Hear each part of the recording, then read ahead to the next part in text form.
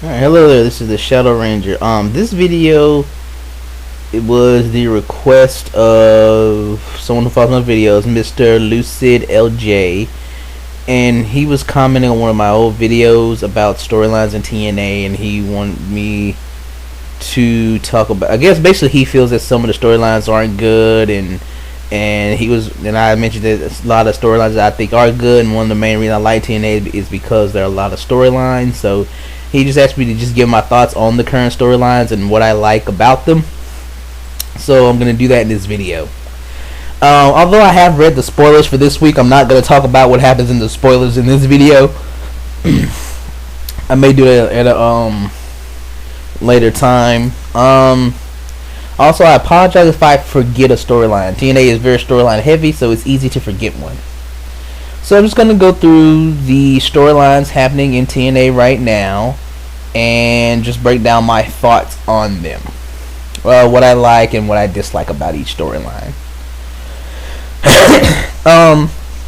I'm basing on what we got at the Against All Odds pay-per-view this past week and what's still going on so far. Now, overall, the main storyline, of course, is the overall Immortal storyline. Dixie Carter and Hulk Hogan doing their thing in court. We're supposed to get the next part of that development on March the 3rd. We're going to see where that goes. What I'm expecting it to be is they each have shared power.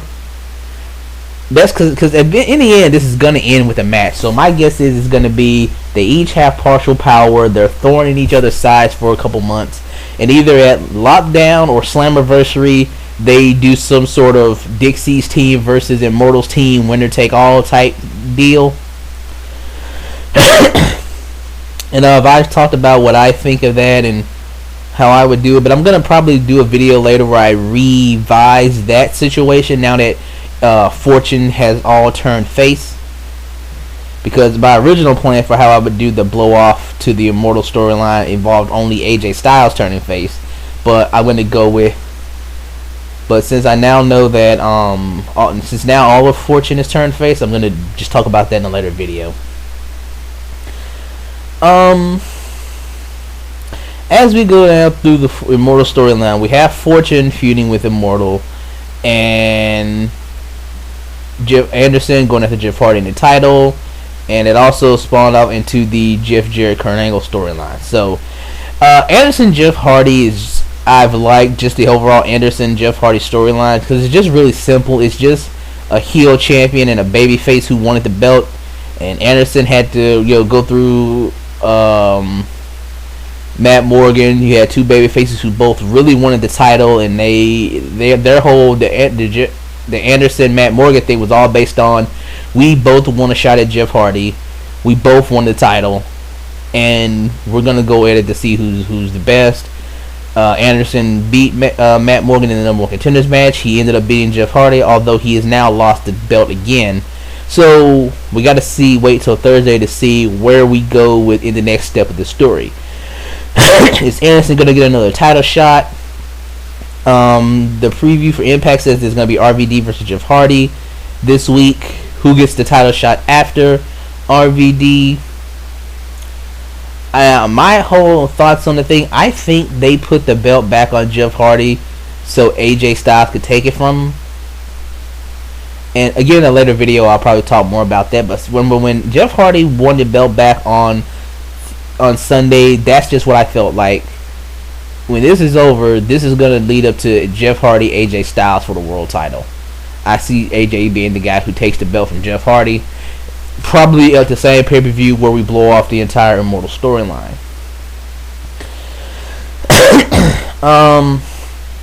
Next one I got on my list is Samoa Joe versus the Pope.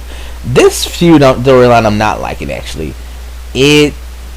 There's something that's being left out. It's so much I just don't get.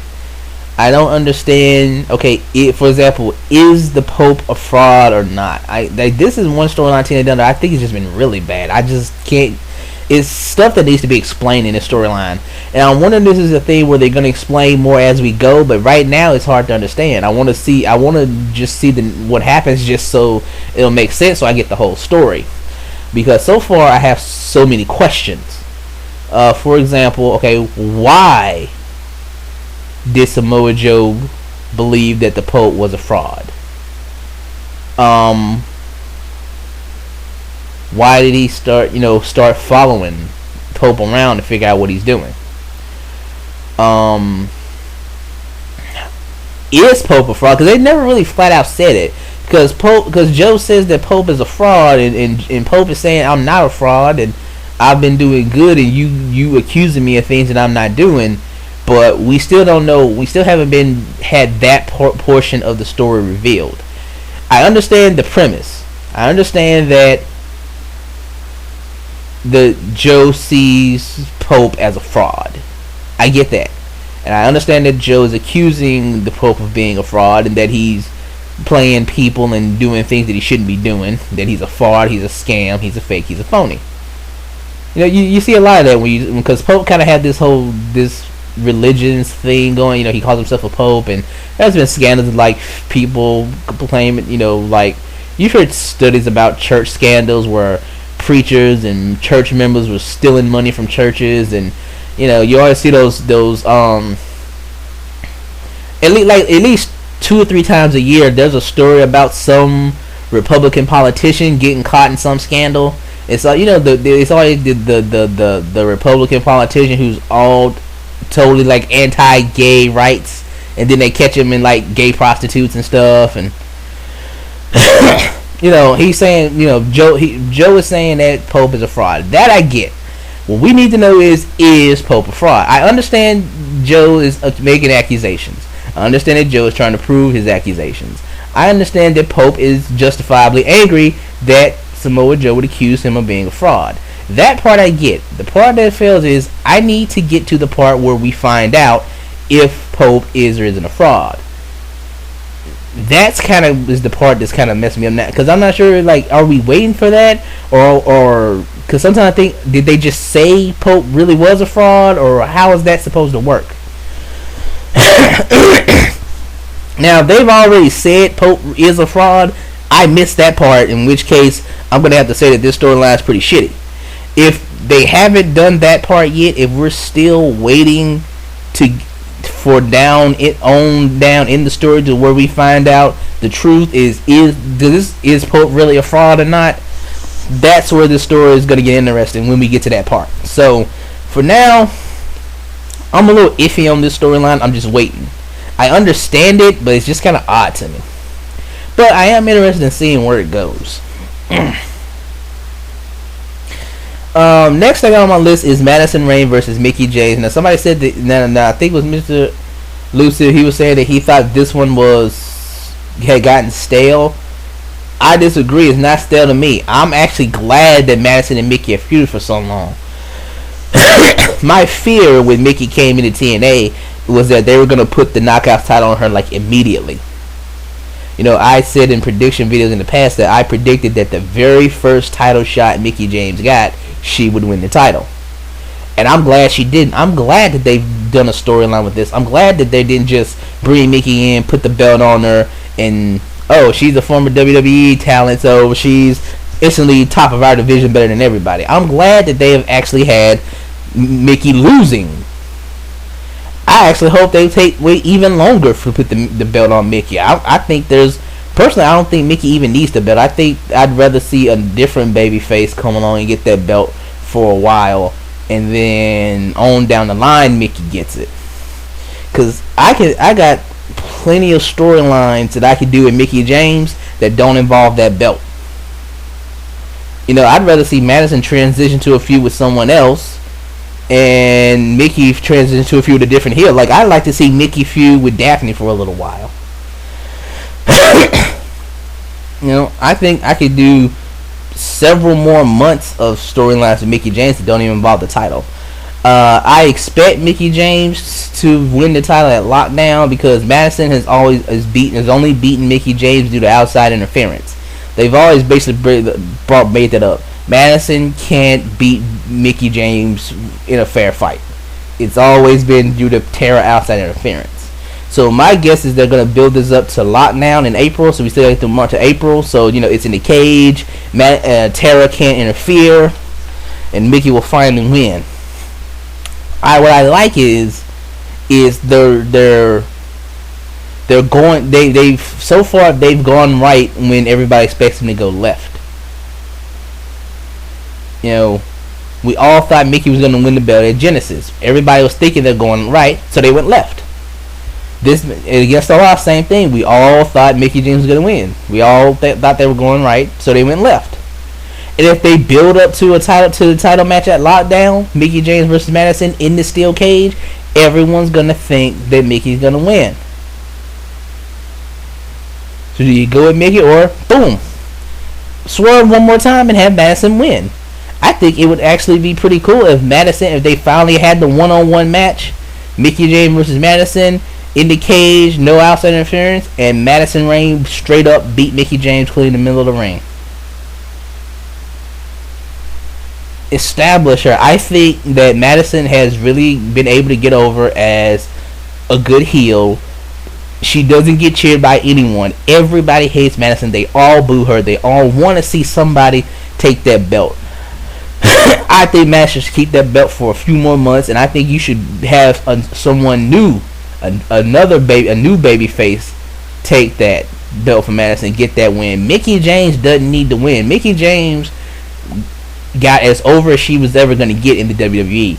She came to TNA already as over as she's ever going to be. You can't get Mickey James more over than she is. She don't need that belt. But so far, I've enjoyed the feud between Madison and Mickey James. I've enjoyed all the matches they've had each other. I like the feud with Tara that Mickey had leading into the match with Madison Rayne. I have no complaints about this feud. I like to see it go longer. Now, I think that maybe by the time we get to Lockdown, that might be the point where some people think it's stale, but that's more of the fact that wrestling fans of nowadays have gotten way more impatient. You know, you look back in the day, people used to feud for a year straight. I mean, you remember Stone Cold and Vince McMahon feuded for like a year. Ahmed Johnson, Nation Domination, that went on for months and months and months. You know, it used to be normal to get feuds that lasted 5-6 months. And really, the whole thing about a feud being stale, it really just depends on if you like the feud or not. A feud is only stale if you don't like it. A feud you like will never get stale. Remember a couple of years ago, I think it was 2008, when Shawn Michaels and Chris Jericho had that long feud where they feuded for months? It didn't get stale. That if you liked that feud, it never got stale. If you didn't like that feud, it's stale. You know, like a feud, I'll give you an example of a feud that got stale last year, John Cena versus the Nexus. It got stale to me. I didn't like it that much. But if you liked that feud, it didn't get stale. So it's really a matter of opinion. You've been having this ongoing storyline with Rob Van Dam since Bound for Glory. He wants revenge against Jeff Hardy. That, you know, Jeff was supposed to be his friend. They were tag team partners for a couple times. They were friends. They were buds. He gets attacked by Abyss and has to forfeit his title. Keep in the fact, Rob Van Dam never lost the World Heavyweight title. He never lost the belt. He was screwed out of the belt as part of a plan. And then to find out that the person behind the plan, the person who's behind Abyss attacking him with Janice, maiming him, possibly ending his career, was his supposed friend Jeff Hardy. The storyline is there. I do feel that TNA doesn't do enough of reiterating that point. They really should bring that up all the time. That's somewhere where I think they've made a mistake with the storyline, is that although most of us who pay attention know it, you're supposed to keep that's the part you should keep saying every week.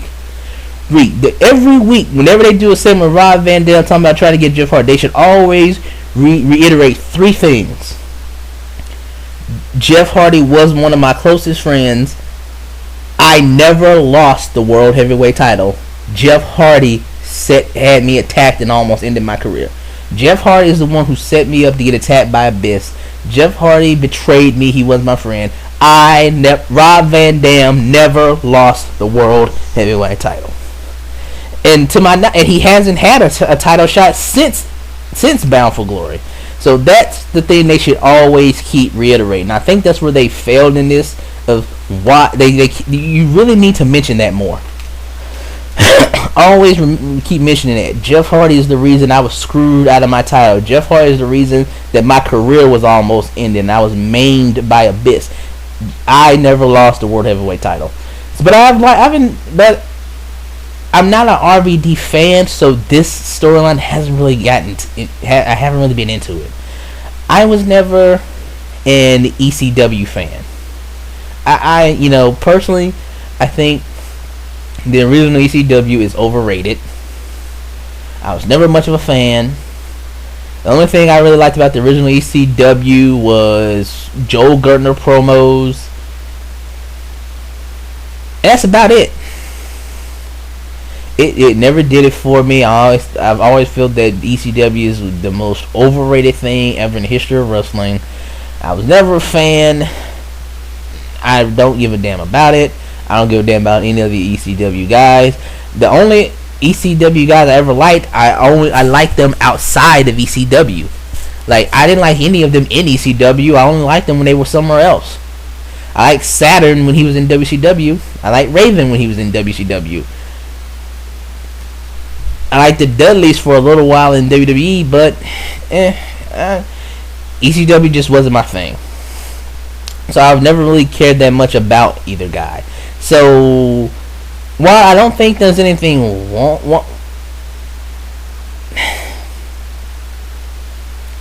if you're a fan of Rob Van Dam, I think you might like the storyline of him trying to finally get his match with Jeff Hardy to get his revenge. But I'm just not a Rob Van Dam fan, so I have just not cared about Rob Van Dam or what he does. You know, people always talk about TNA trimming the fat and need to fire people from the roster. He'd be like one of the second guy on my list to go if I took over. First guy would be Taz, because Taz just annoys me. But RVD would be second, so yeah. Hang on a second, let me take a drink.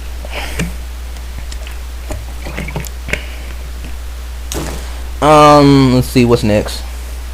Damn, already 17 minutes. Dang. Okay, Brother Ray versus Brother Devon. Gotta be honest, it was the same with Rob Van Dam up until the pay-per-view. I'm just not that interested in Brother Ray. I like the Bully Ray character, and I've mentioned in other videos that I want to see the Bully Ray character stick around and do some feuds with some other people. But honestly, up until Against All Odds, I didn't care about this feud either. I do now. What they did Against All Odds made me care about this storyline. I want to see where this story goes. I mean, he attacked the man's kids right in front of him. I mean, goddamn, he handcuffed him and attacked his kid. He put one of his sons through a table. You know, I was afraid the TNA was gonna do something stupid like have Devon's sons turn on him or something. I'm still afraid they might do that down the line. As long as they don't ever do that, I don't think they can screw the storyline up. As long as they don't have, as long as at no point they ever have Devon's son show up and turn on Devon and side with Brother Ray. As long as they don't do that, they can't fuck up this feud. Nothing you do can mess up this storyline.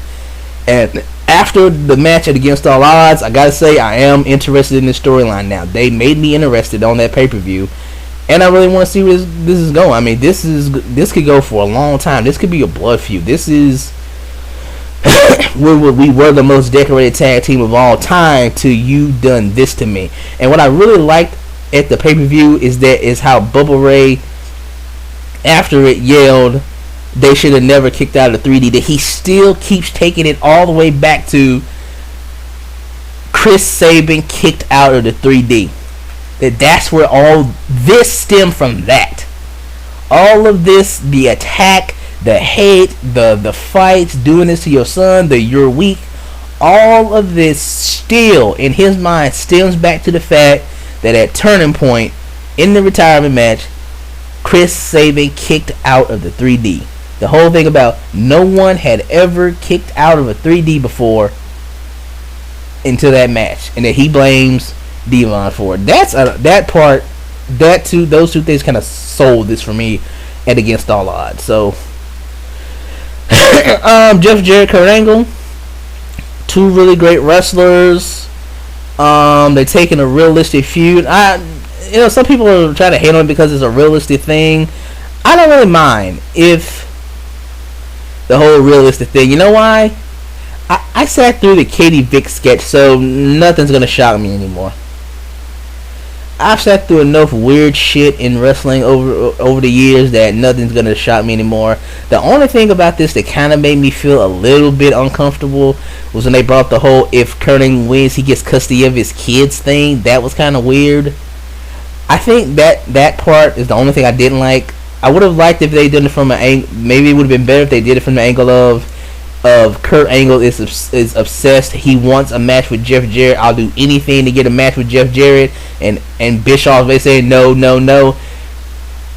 What's it gonna take? What do I have to do to get my match with Jarrett? And then Jarrett comes up with the stipulation about walking Karen down the aisle. You have to get. He said, okay, Kurt, since you want to match with me so bad, I'll give you a match. But if you lose, you have to walk Karen down the aisle. But what's not to like about the Jeff Jarrett Kurt Angle feud? You have two really great wrestlers putting on really great matches. You have one clear-cut babyface and a clear-cut heel. Jeff Jarrett is probably one of the best heels on television today. He's one of those. I think he's a better heel than The Miz. I would probably, when I look at WWE and TNA, I would probably put Jeff Jarrett, right, as far as heels go, at number 2, just below Vicky Guerrero. Because they are the two people that I see that get nothing but boos. You will not hear one person even remotely give a cheer for those two. You know, you have people like The Miz who are heels, but half the crowd cheers them anyway. You know, I think too many. It's Jeff Jarrett isn't cool. That's what it comes down to. And neither is Vicky Guerrero, and that's what works about them so much. The problem with heels, with a lot of heels in wrestling today, especially in WWE, is every heel wants to be Triple H, or heel Rock. They either want to be cool heel or badass heel. Everybody's trying to be a cool heel. Everybody's trying to be a badass. And I think where a lot of people fail to understand is that if everybody is a badass, then no one is a badass. And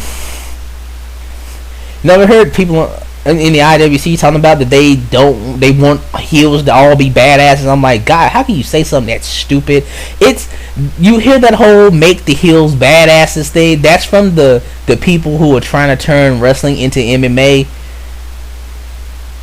And I'm like, that doesn't work. If everyone is a badass, then no one is. Alright? That's what works so much with Jeff Jarrett. He is not a badass in any way. He is not cool in any way. He is just a scumbag. He is a piece of shit who comes out and does his evil shit and gives you a smile as he does it. Just smiling. Ain't I great? And I'm an MMA specialist. He annoys you. He wins. He cheats. Jeff Jarrett is just fantastic as a heel right now. And everybody wants to see Kurt Angle beat the shit out of him. And when Kurt Angle finally does, when they finally have that blow-off match, I think it's going to come, probably won't be to like Lockdown or Slammiversary. Probably not at Victory Road. Lockdown will probably get a lethal Lockdown match or something, but it probably will have the final blow-off between Angle and Jarrett will probably be, I think, at Slammiversary. But when Jeff Jarrett finally gets that match, and he finally locks that ankle lock on the Jeff Jarrett, and Jeff Jarrett taps, crowd's gonna go nuts. I want to see Kurt Angle whoop Jeff Jarrett's ass so bad. It is just it's just a great all-around great storyline. They blended in some of the realistic stuff. Karen's doing good getting hit. I would rather they not bring up the kids anymore. That's the only complaint I have about this feud as a whole. I just feel kind of uneasy when they bring up the kids. Other than that, love this feud. Everything about it is fantastic, I would say. Let's see. Getting to the knockouts, we have intertwining stories with the knockouts, both centered around Velvet Sky.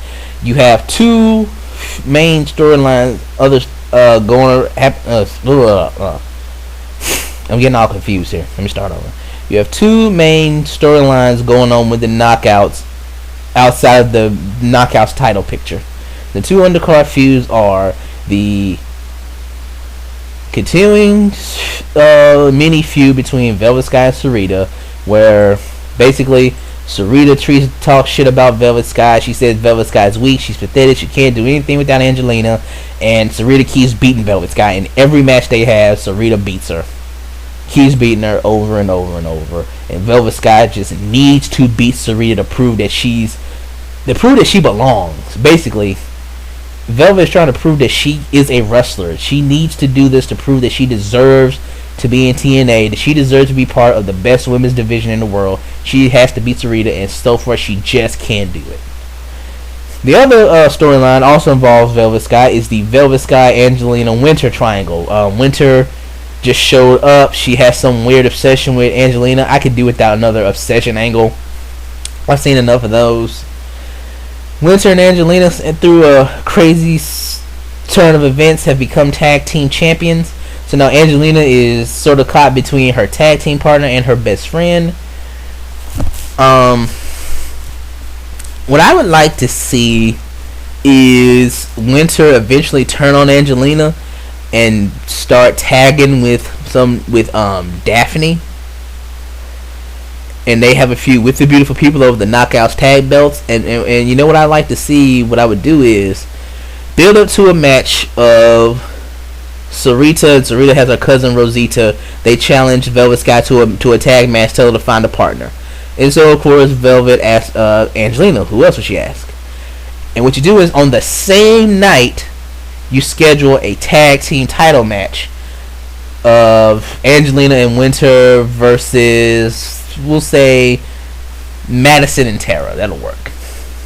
And your build-up is, what is Angelina going to do? Who is she going to come to? If she tries to wrestle both matches, if she wrestles one match, she's going to be less than 100% for the other. So who is she going to show up to support? Is Angelina going to show up to support Velvet, her best friend? Or is she going to show up to support Winter and defend the tag team titles? And Angelina shows up to help to tag with Velvet, which is basically her, I'm choosing Velvet over you, Winter.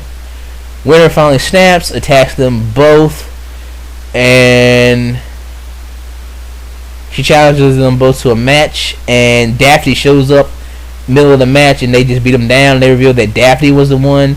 You know, a couple weeks ago they did that thing where Velvet says that Winter attacked her, but she says her back was turned, so she didn't actually see it, but she knew it was Winter. We revealed that was actually Daphne. So Daphne and Winter team up, and they go start feuding with the Beautiful People over the tag team titles. You got them, you got Sarita and Rosita as a team. You got 3 teams you can work with. Keep the tag team scene looking fresh, and TNA is rumored to be bringing in several new women. I know that there were 2 former Knockouts returned at the tapings this week. I'm not going to say since I don't want to spoil it. And I think 3 women have gotten tryouts and stuff. But I just like that sort of that triangle. Plus, you know, women fighting is always fun.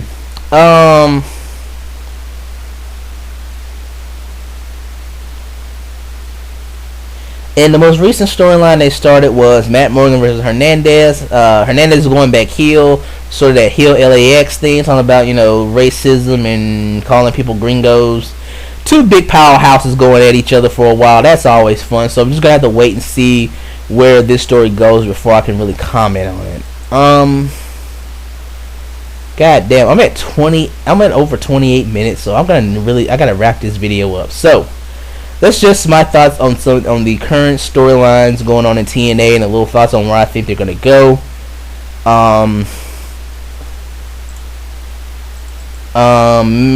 MrLucidLJ, I hope this was good, sufficient to answer your question. I apologize because I kind of rambled a bit at some parts in this video. I just got a lot of different things on my mind right now, but I think that's a good enough assessment. So, that being said, this is the Shadow Ranger. Thank you for listening. Have a nice day.